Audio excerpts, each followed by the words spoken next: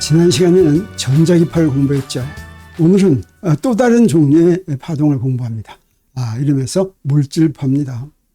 전자기파를 파동이라고는 하지만 우리가 전에 알고 있던 역학적 파동과는 전혀 다른 것이라고 했죠.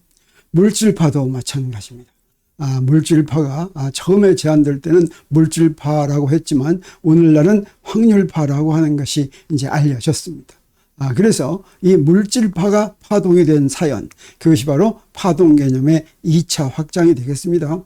전자기파를 파동이라고 부르게 된 사연, 이게 바로 이제 지난 시간에 했던 1차 확장이죠. 그래서 우리가 지난 시간에 했던 걸 잠깐 돌이켜보면 파동의 개념을 한번 확장시켰는데 무엇을 확장해서 파동이 된 것입니까? 빛이죠. 빛은 매질의 진동이 전달되는 역학적 파동과는 아무런 상관이 없었죠. 파동이라고 하면 매질이 진동해서 전달되는 현상이었죠. 근데 빛은 매질이 없죠. 빛의 매질을 이렇게 얘기할 때 그것은 역학적 파동에서의 매질이라는 의미가 아니죠. 단지 빛이 지나가는 길을 이제 빛의 매질이라고 합니다. 그래서 역학적 파동과는 전혀 상관없지만 파동이라고 부르는 이유가 무엇입니까? 간섭성질을 갖기 때문이었죠. 그래서 거기다가 이제 전자기파라고 부르는데 이걸 전자기파로 부르고 이제 혼동되니까 전에 알고 있던 그 파동을 역학적 파동이라고 이름을 했다라고 하는 걸 우리가 지난 시간에 공부했습니다. 그래서 이 빛은 매질의 진동이 전달되는 역학적 파동과는 전혀 관련이 없지만 그 간섭성질을 갖는 전자기파다. 그래서 그동안 파동이라고 부르는 것을 전자기파와 구분하기 위해서 역학적 파동이라고 불렀다라고 하는 것입니다.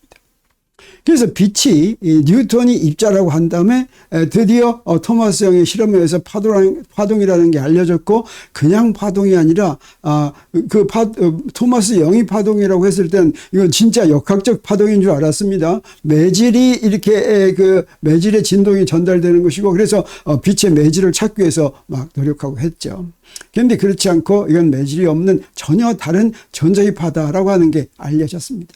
그렇게 어렵사리 빛이 파동이라는 걸 알았는데 그 다음에 또 빛이 입자인 성질이 또 나타났습니다. 그걸 뭐라고 얘기하냐면 빛의 파동 입자 이중성이라고 하는 거죠. 그래서 빛이 파동이라는 확실한 증거가 뭐였습니까? 1803년 토머스 영의 이중슬릿 간섭문이었죠. 그리고 나서 바로 빛이란 무엇의 파동과 같은 것이냐면 제임스 맥스웰이 우리가 다음 학기에 배울 전자기학 이론에서 배울 그 전자기학 이론의 마지막 꽃이 바로 뭐냐면 전자기파입니다. 이 전자기파의 존재를 이론적으로 맥스웰이 예언을 했는데 그 전자기파를 바로 하일리 헤르츠라고 하는 사람이 만들어냈습니다. 그 20년 뒤에. 그래서 빛이 파동이라는 걸 확실하게 증명했다라고 생각하는 듯 했는데 얼마 안 있어서 바로 빛이 입자라는 확실한 증거가 또 나타나기 시작했습니다. 빛이 입자라는 확실한 증거는 뭐겠습니까? 두 개의 빛이 모여가지고 선운동량이 보존된다라고 하면 그게 빛이 입자라는 확실한 증거가 되겠죠. 그런 것이 이제 첫 번째가 바로 뭐냐면 1900년에 막스 플랑크의 에너지 양자화 조건. 이게 바로 이제 빛은 순수한 에너지의 흐름인데 그 에너지가 이렇게 알갱이를 이룬다라고 하는 게 이제 플랑크의 에너지 양자화 조건인데 이게 빛이 입자라는 증거가 됐습니다. 그리고 이걸 이용을 해서 광전 효과라는 것을 빛이 알갱이다라고 해가지고 아인슈타인이 1905년에 설명을 하죠.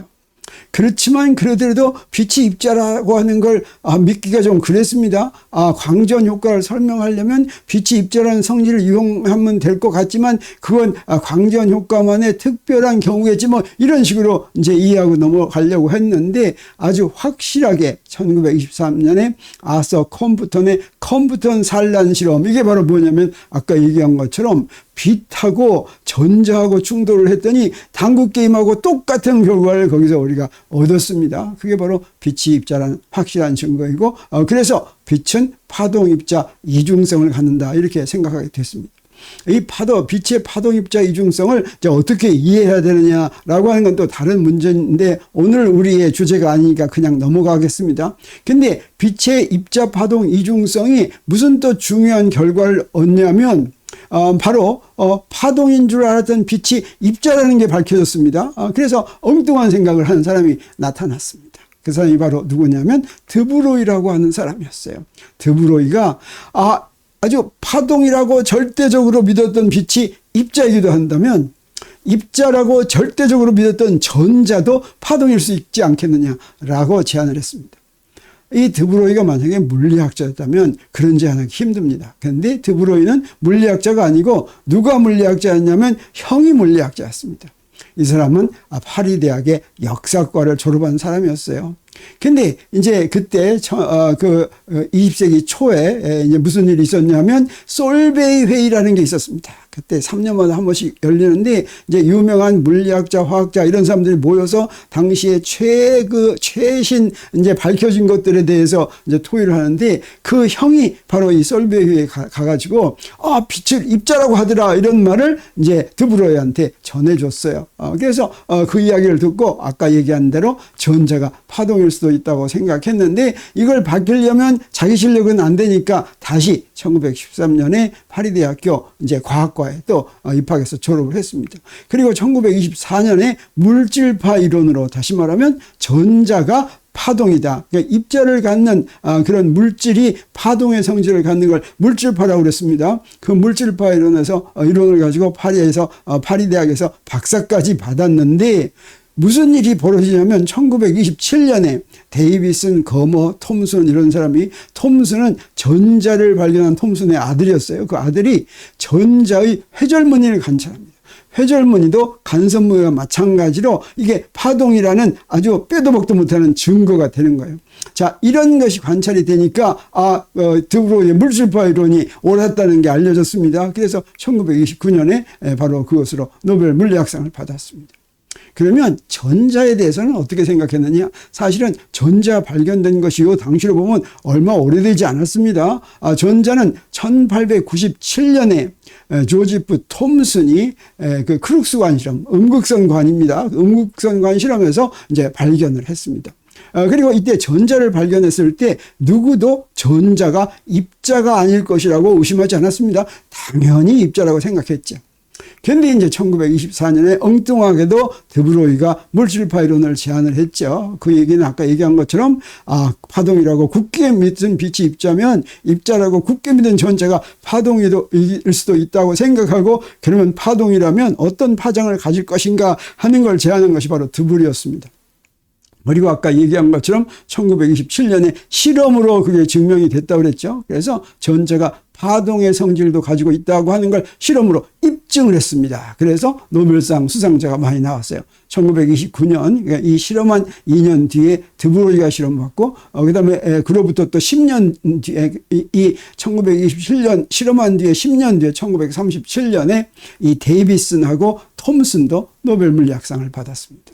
그러면 전자가 바로 이런 간섭무늬나 회절무늬를 보인다고 하는 것이 우리 이제 경험이 있어서 압니다. 이게 바로 역학적 파동의 성질을 갖는다라고 하는 뜻은 아니겠어요? 그리고 또 전자기파라는 증거도 아닙니다. 전자기파는 빛이 보이는 거죠. 빛은 어떻습니까? 질량이 없는 거죠. 근데 전자는 질량이 있습니다. 그래서 이것은 파동의 성질을 갖고 있지만 파동의 성질은 간섭을 한다는 증거를 갖고 있지만 이건 제3의 것이다 라고 하는 것을 바로 알 수가 있습니다. 그리고 나서 무슨 일이 벌어지냐면 미시세계를 설명하는 이론인 양자역학이 태동하는데 그 양자역학을 처음 만든 사람이 누굽니까? 슈레딩거죠. 슈레딩거 방정식으로 유명한 사람이죠. 이 슈레딩거는 어떤 사람이냐면 이 슈레딩거 방정식을 사실은 드브로이의 물질파 때문에 슈레딩거 방정식을 이제 만들 수가 있었습니다. 그래서 물질파가 알려지고 나서 물질파에 대한 세미나를 하고 있는데 청중 중에서 누군가가 파동을 설명하려면 파동 방정식이 필요하지 않겠느냐. 그래서 전자가 물질파라면 전자를 설명하는 파동 방정식이 있어야 되지 않겠느냐. 우리가 앞에서 파동할 때 그랬죠. 파동은 반드시 파동 방정식을 만족을 해야 된다. 그래서 바로 그 생각으로부터 바로 슈레딩거 방정식을 유도했습니다. 그걸 언제 발표했냐면 1926년에 발표했죠. 물론 그보다 1년 전에 하이젠베르크가 양자역학의 또 다른 기본식을 슈레딩거 방정식하고 사실 똑같은 식인데 이걸 행렬 방정식의 형태로 이제 발표했죠. 그래서 하이젠베르크가 발표한 것을 행렬역학이다 이렇게 불렀고 1926년에 그 파동방정식과 비슷한 미분방정식으로 쓴 그 방정식을 슈레딩거 방정식을 파동역학이다라고 불렀습니다. 근데 그 다음에 곧 그 두 개는 똑같은 식이다라고 하는 게 이제 알려졌습니다. 그리고 이 파동역학의 중요성은 즉각적으로 인정받았고 슈레딩거는 이제 1927년에 베를린 대학의 교수로 부임했다. 이 베를린 대학의 교수라고 한다면 이 독일에서는 정말 교수 중에서는 베를린 대학은 최고 대학입니다. 마치 우리나라에서 서울대학교 교수하면 이게 좀 알아주죠. 근데 베를린 대학교 교수하면 이건 알아주는 정도가 아닙니다. 이건 아주 굉장히 이제 중요한 대학인데 거기 교수로 부임하게 됩니다. 그러면 어떻게 슈레딩거 방정식을 유도했냐면 파동 방정식을 유도한 것과 비슷한 방법으로 유도했습니다. 우리가 파동 방정식 유도를 두 가지로 앞에서 했었죠. 하나는 파동을 대표하는 식으로부터 파동 방정식의 형태를 구했고 또 하나는 이제 뉴턴의 운동 방정식부터 직접 유도를 했었습니다. 그러면 첫 번째 한 것과 비슷한 방법으로 다시 한번 해보겠습니다. 근데 그 파동을 대표하는 식을 무엇으로 표시하냐면 요 지수함수 익스포넨셜을 표시합니다. 이게 바로 코사인 kx 마이너스 오메가 t하고 같은 식입니다. 요 익스포넨셜 i 세타를 오일러 공식을 이용할 것 같으면 코사인 세타 더하기 i 사인 세타 이렇게 고칠 수 있죠. 그래서 이것도 바로 파동을 표시하는 식입니다. 그리고 무엇을 이용했냐면 파수라고 하는 것은 파장분의 2파이고 그 다음에 각진동수라고 하는 건 주기분의 2파이. 그래서 그렇게 해서 여기에 K하고 오메가가 이렇게 들어간 거죠. 자, 이걸 이용합니다. 그래서 우리 이제 파동의 꼴 우리가 유도할 때는 이제 코사인으로 유도했었는데 그때 한 거와 마찬가지로 이렇게 쓴 파동 방정식을 X에 대해서 한 번 미분하고 또 한 번 미분하면 이제 이렇게 나옵니다. 이 지수함수는 미분하기가 훨씬 쉽죠. 그리고 시간에 대해서 한 번 미분하고 두 번 미분하면 이렇게 나옵니다. 근데 여기는 어떻습니까? 마이너스 K제곱 부사이고 여기는 마이너스 오메가 제곱 부사이니까 양변을 K제곱으로 나누고 오메가 제곱으로 나누면 같죠? 그래서 그렇게 나눈 걸 빼면 어떻게 돼요? 0이 되죠? 그게 바로 이 식이 되겠어요. 이게 바로 파동방정식입니다. 그래서 K제곱을 곱하면 오메가 제곱분의 K제곱이 바로 V제곱이 되기 때문에 우리가 앞에서 유도한 파동방정식을 이렇게 이제 간단하게 구할 수가 있는데 슈레딩거는 바로 이것과 똑같은 방법을 이제 이용을 했습니다. 단 무엇을 이용했냐면 슈레딩거 방정식은 자 물질파는 똑같은 그 파동을 표시하는 이 지수함수로 했고 그 다음에 또 하나 그 파장하고 선운동량 사이의 관계 이게 드브로이의 식입니다. 드브로이가 그 운동량을 갖고 있으면 운동량분의 플랑크 상수가 바로 이제 파장이다라고 하는 걸 이용한 건데 그걸 2파이로 나누면 바로 이 파수가 h바분의 p라는 걸 알 수가 있습니다. 그리고 이게 앞에서 얘기한 플랑크의 에너지 양자화식입니다. E는 hf인데 이걸 또 2파이로 나누면 오메가는 h바분의 e 이렇게 되죠. 요 두 개 아까 파수는 뭐 각진동수는 뭐를 했던 것을 파수는 람다분의 2파이 그 다음에 각진동수는 t분의 2파이 이렇게 했던 걸 요 식으로 바꿔가지고 유도합니다. 그래가지고 어떻게 하냐 요거를 이제 공간에 대해서 두 번 미분합니다. 공간에서 두 번 미분하면 자 이렇게 됩니다. 여기서 K제곱 하니까 여기서 K제곱 하면 H바 제곱분의 P가 되죠. 그래서 H바 제곱분의 P제곱 부사 이렇게 됐습니다.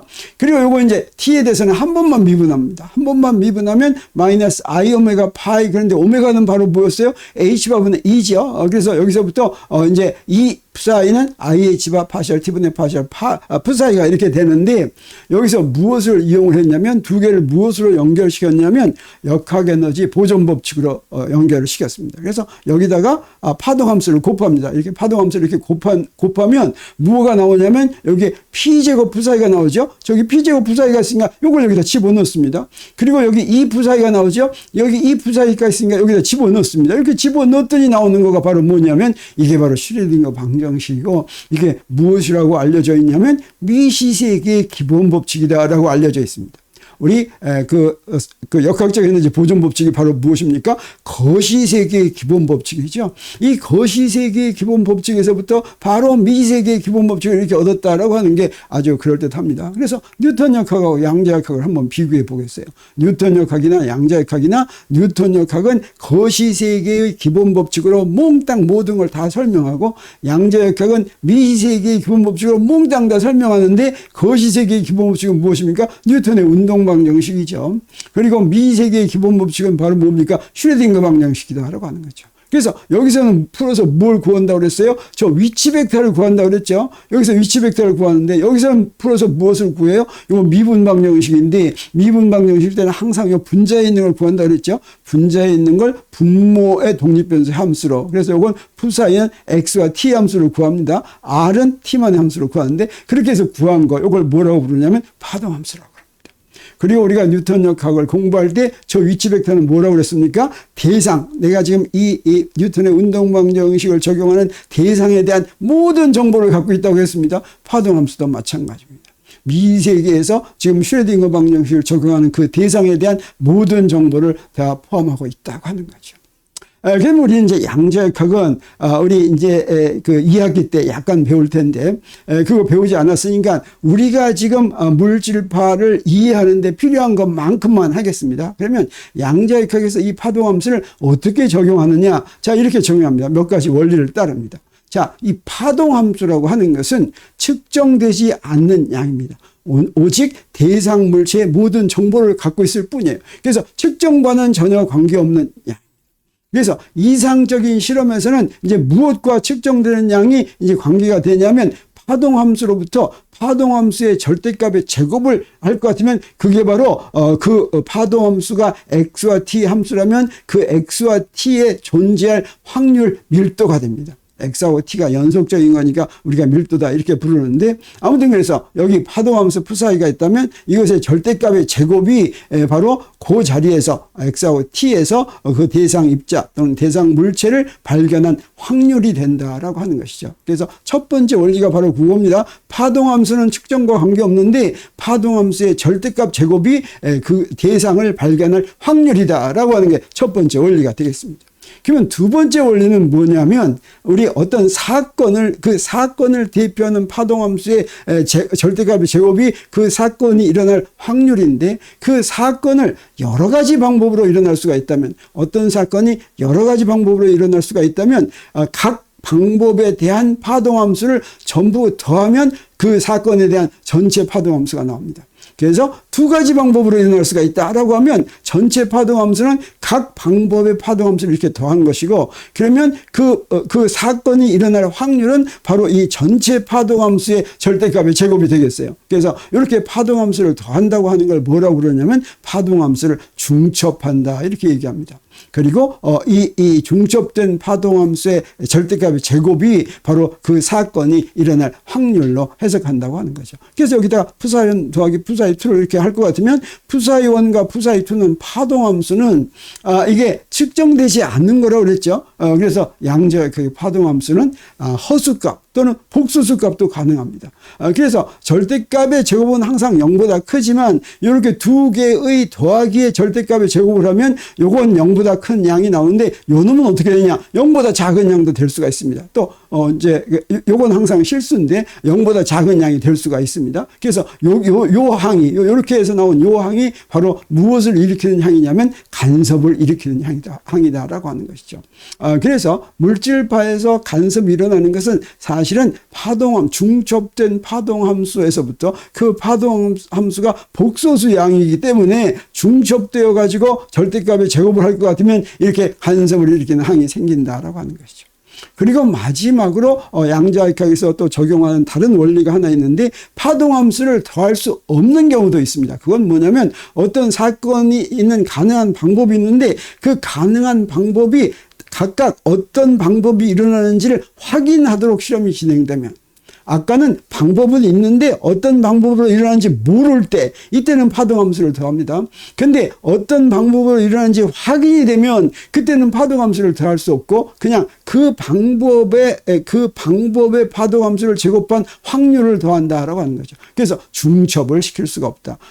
중간 과정이 확인되는 그 각각의 방법이 확인되는 그런 파동함수는 더할 수가 없다. 중첩할 수가 없다라고 하는 뜻이 되겠어요. 그리고 무엇을 더해요? 각각의 파동, 그래서 푸사이 1 제곱 더하기 푸사이 2 제곱 이렇게 됩니다. 그래서 여기서는 어때요? 간섭이 일어나지 않는다라고 하는 것이죠. 그리고 어떤 실험을 한다면 지금부터 이건 우리가 어디서 이제 뺏겨온 거냐면 그 유명한 파인만의 그 그 빨간 책 있죠. 파인만이 물리학 강의라는 책 3권을 발표를 했습니다. 첫 번째가 역학, 두 번째가 전자기학, 세 번째가 양자역학인데 그 세 번째 책에서 여기서 이제 이 간단한 걸 설명하면서 바로 이런 방법을 취했습니다. 여기서 그대로 이제 갖고 왔습니다. 그래서 이상적인 실험이란 아이디얼한 익스페리먼트란 an ideal experiment is one in which all of the initial and the final conditions of the experiment are completely specified. 그래서 어떤 실험이 이상적이라고 한다면 그 실험의 initial condition하고 final condition이 이게 잘 정해지면 그게 이상적인 실험이다. 그래서 initial condition이라고 하는 건 실험이 시작할 조건, final condition이라고 하는 건 실험이 끝날 조건 이렇게 되는 거겠어요. 그래서 어떤 사건이 있다고 한다면 what we will call an event is in general just the specific set of initial and final conditions. 그래서 그 처음 조건하고 끝날 조건이 정해지면 그 조건을 만족하는 걸 어떤 사건이다 이렇게 얘기한다는 거죠. 그래서 우리 이제 전자가 간섭 현상을 보인다는 걸 보이는 아주 중요한 게 바로 뭐냐면 이중슬릿 실험이었었죠. 그런 이중슬릿 실험 같은 데서 for example, an electron leaves the gun arrives at the detector and nothing else happens. 그래서 그 이중슬릿으로 보내는 전자총에서 전자가 출발하고 그 다음에 스크린에 전자가 도달한다. 그러면 전자총에서 출발할 때 이게 이니셜 컨디션이 되겠어요. 그 다음에 스크린에 도달한 거 이게 파이널 컨디션이 되겠어요. 그 두 개만으로 결정이 되면 이게 바로 아이디얼 이벤트다, 익스페리먼트다 이렇게 얘기할 수가 있다는 거죠. 그래서 파동함수는 어떤 경우에 더하냐면 아까 파동함수를 더하는 원리 2가 있었죠. 그 원리 2를 다시 설명한다면 여기 처음 조건이 있고 그 다음에 방법이 A, B, C라는 이런 방법이 있고 마지막 조건이 있다면 이 세 개 중에 무엇인가를 거쳐서 마지막 조건으로 가는데 A, B, C는 어디를 거쳤는지 모른다면 이거는 한 사건이다 라고 하는 거죠. 이렇게 한 사건인데 중간에 방법이 여러 개 있으면 그때는 각각의 방법에 대한 파동함수를 더해가지고 그 더한 파동함수의 절대값의 제곱이 바로 일어날 확률이다라고 하는 것입니다. 그래서 이중슬릿 실험을 이렇게 했어요. 근데 여기서 이제 일렉트론을 꺼내서 쐈습니다. 여기 슬릿 2개가 있어요. 그리고 전자가 이 2개를 어디를 통했는지 확인하지 않고 여기서 이제 디텍터에서 볼 것 같으면 이 디텍터에 들어온 전자들의 수를 플루트할 것 같으면 이런 모양을 보이는데 이게 바로 무엇입니까? 이게 바로 간섭문이죠. 그래서 여기 전자총이 처음 조건이고 여기가 마지막 조건입니다. 자, 이런 경우가 파동함수를 더하는 경우고 이런 경우에는 무슨 일이 벌어지냐면 여기 A와 B, A를 거쳐서 갈 수도 있고 B를 거쳐서 갈 수도 있는데 두 개 중에서 어떤 걸 거쳐서 가는지 모를 때 이때는 파동함수를 더하는 거기 때문에 여기서는 간섭이 일어난다라고 하는 것입니다. 근데 확률을 더하는 경우 이때는 간섭이 일어나지 않아요. 처음 조건이 있고 그 다음에 마지막 조건이 있고 그 다음에 마지막 조건이 다른 게 또 하나 있고 이러면 어떻습니까? 처음 조건은 같다고 하더라도 마지막 조건이 다르면 이것이 하나의 사건이고 요놈이 또 하나의 사건이죠. 이건 여러 개의 사건입니다.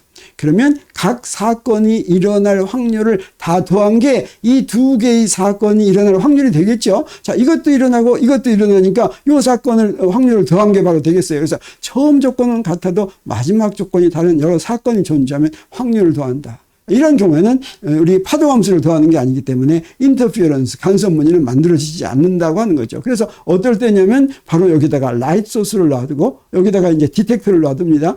그리고 전자가 일로 갔어요. 근데 전자가 일로 갈 때 요게 번쩍하든지 요게 번쩍하든지 그래서 요게 번쩍해서 여기 간 거, 어떤 이게 번쩍해서 여기 간 거, 이게 처음 조건이고 그 다음에 여기 있는 요게 마지막 조건 첫 번째입니다. 그리고 요놈이 또 다른 마지막 조건이에요. 이렇게 마지막 조건이 다르죠. 그러면 이때는 이제 파동함수를 더하지 않고 확률을 더하기 때문에 간섭이 일어나지 않는다고 하는 것입니다. 이 두 개를 같이 한번 비교해 보겠어요. 여기에 지금 구멍 두 개가 있는데 이중슬릿을 통과합니다. 그랬더니 여기 간섭머니가 나왔어요. 그래서 여기에 지금 라이소스가 없으니까 보지 않았죠. 보지 않으니까 이렇게 간섭머니가 나오니까 전자는 관찰되지 않으면 파동으로 행동한다. 막 이렇게 말하는 사람이 있습니다. 그리고 여기다 라이소스를 갖다 놓고 봤더니 그때는 어때요? 그때는 바로 이런 모양을 합니다. 요거는 요 확률하고 요 확률을 더한 거니까 이렇게 되는 거예요. 요거의 파동함수하고 요거의 파동함수를 더하면 이렇게 되는데 확률하고 더하면 이렇게 되죠. 여기는 간섭이 일어나지 않죠. 그래서 여기에 이렇게 전자를 관찰하면 입자로 행동한다. 이런 말을 유튜브에서 나와가지고 하는 분들이 있죠. 그래서 전자는 미세계는 아주 이상한 놈이어서 보면은 입자로 행동하고 안 보면 파동으로 행동한다. 이렇게 얘기하는 경우가 있는데 양자역학은 그런 얘기가 아니다라고 하는 것이죠. 아까 어떤다고 그랬습니까? 여기서 중간 과정이 정해지지 않은 경우, 중간 과정이 어떤 걸 거쳤는지를 모르는 경우는 어떤다고 그랬습니까? 파동함수를 더한다고 그랬죠. 근데 중간 과정이 어떤 것인지 확인하면 어떻게 돼요? 파이널 컨디션이, 마지막 조건이 정해지면 그때는 확률을 더한다고 그랬죠. 자, 이런 사고 실험, 이게 이제 사고 실험인데, 그 2020년에는 이 실험을 직접 진짜로 했습니다. 요건 1960년대 중반에 그 파인만의 책, 그 양자역학 책에서 요게 바로 이제 이게 설명되어 있는 거예요. 사고 실험으로. 당시만 하더라도 이런 실험을 직접 할 수가 없었기 때문에. 근데 지금은 이거 직접 이런 실험을 합니다. 그때 파인만이 사고 실험으로 예상한 것과 똑같은 결과가 나옵니다. 그리고 이 사고 실험은 왜 이제 파인만이 거기서 했냐면, 전자가 보면 입자처럼 행동하고 안 보면 파동처럼 행동하는 걸 보여주기 위해서 그거 한 거 아닙니다. 이 사고 실험은 전자가 입자인지 파동인지 구분하기 위해서 설계된 것이 아니라 양자역학이 어떻게 동작되는지. 그래서 아까 양자역학 어떻게 동작된다고 그랬습니까? 중간 과정을 모르면 파동함수를 더하고 중간 과정을 알면은 확률을 더하는 것으로 동작한다라고 하는 것을 알려주는 거다라고 하는 거죠. 그래서 우리 앞에서 빛의 경우는 어땠습니까? 빛의 이중슬릿 실험에서는 우리 어떻게 해서 나왔냐면, 그 전자기파가 합성돼서 그 간섭무늬가 나오는데, 이건 바로 어떤 전자기파는 어떤 의미에서 무슨 파동입니까? 매질이 진동하는 게 아니죠. 맥스웰 방정식에서 유도된 파동 방정식을 만족하고 이건 빛의 간섭무늬였습니다. 그리고 이제 아까도 얘기했지만 파인만의 사고 실험에서 전자총으로 총 쏜 거. 실제로 이제 실험을 했습니다. 그래서 전자 이중 슬릿 실험은 두 슬릿을 지나가는 두 파동함수의 중첩에 의한 현상입니다. 그래서 양자역학의 운동 법칙인 슈레딩거 방정식을 만족하고 진짜로 했더니 자 이렇게 됐어요. 그래서 어떻게 합니까? 처음에는 여기저기 점이 찍히다가 한참 있으니까 어떻게 해요?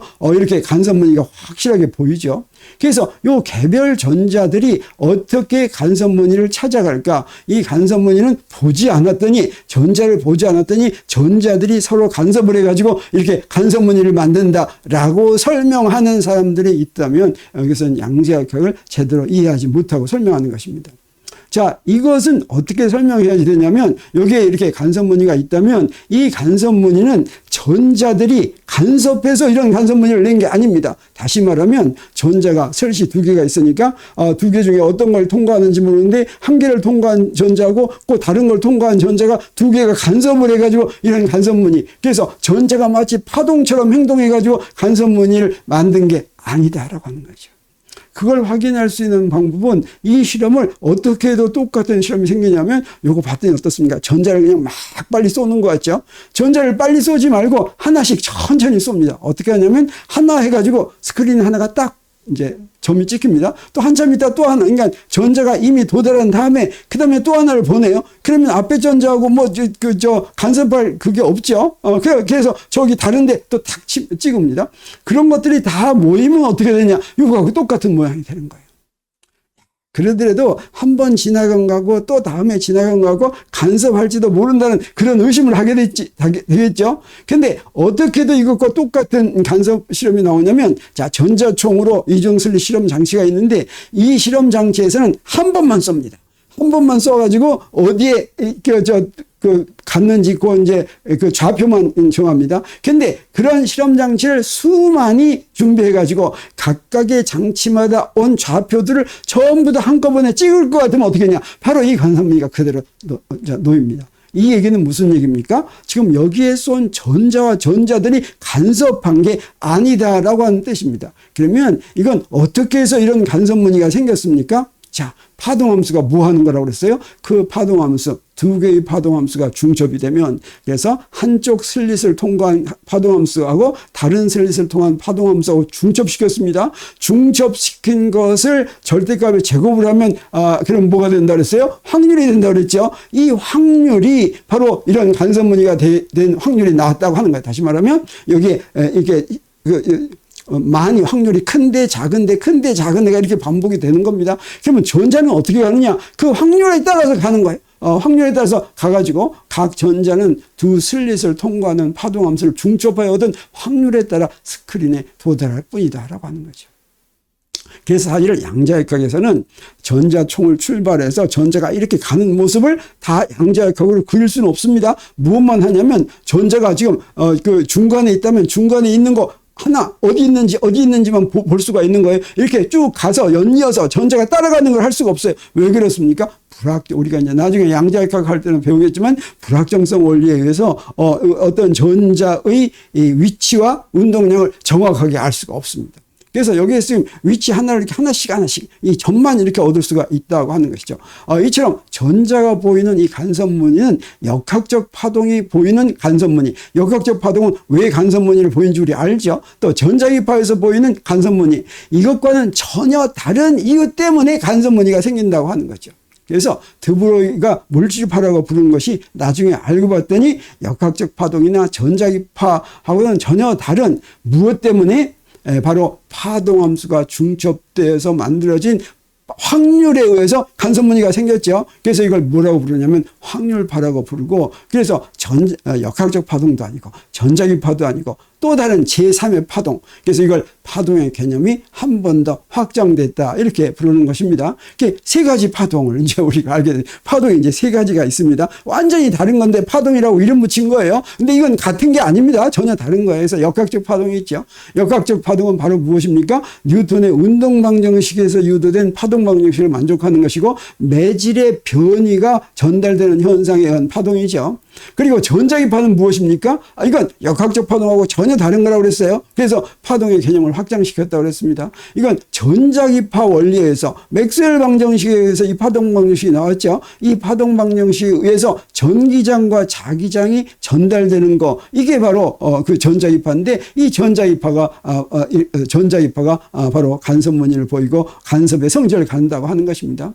그리고 이제 제3의 파동, 이게 바로 뭐냐면 확률파인데 전자기파하고도 완전히 다르고 역학적 파동하고도 완전히 달라서 우리 파동 개념의 2차 확장이다 이렇게 얘기합니다. 이건 무엇에서부터 나온 겁니까? 이건 뉴턴의 운동 방정식에 나오고, 이건 맥스웰 방정식에서 나왔고, 이건 슈레딩거 방정식에서 나온 파동이죠. 이 파동 함수에 의한 그 제곱.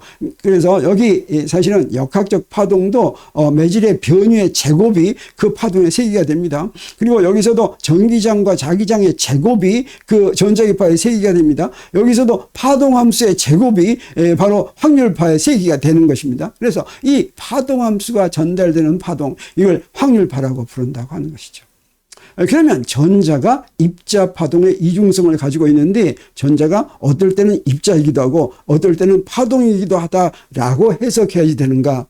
그렇지가 않다고 하는 겁니다. 우리가 전자가 입자이기도 하고 파동이기도 하다 이렇게 얘기하면 얼핏 어떤 생각이 드냐면 전자가 어떨 때는 돌멩이같이 움직이고 또 전자가 어떨 때는 좀 물결밭처럼 하는 그런 건가 보다 이렇게 하는데 전혀 아니라고 하는 것이죠. 처음에는 어땠냐? 드브로이가 물질파 개념을 제안할 때만 하더라도 전자가 역학적 파동 같은 파동이라고 생각했습니다. 그래서 20세기 초 전자가 물질 입자이기도 하고 역학적 파동이기도 한 것처럼 보인 미스터리를 이제 양자역학이 나오고 나서 이 문제는 해결이 되었죠. 어떻게 해결이 되었습니까? 전자와 같은 미세계를 구성하는 대상은 물질 입자라든가 질량이 움직이는 돌멩이 같은 입자라든가 역학적 파동 같은 그런 걸로 분류되는 대상이 아니라 미세계에 있는 대상은 전부 다 입자의 성질도 갖고 파동의 성질도 갖는데, 그건 입자의 성질을 갖는다라고 하는 건 어떤 경우에는 선운동량이 보존이 되고 두 개가 모였을 때 어떤 경우에는 간섭무늬를 만드는 그런 성질을 갖는 거다라고 하는 거죠.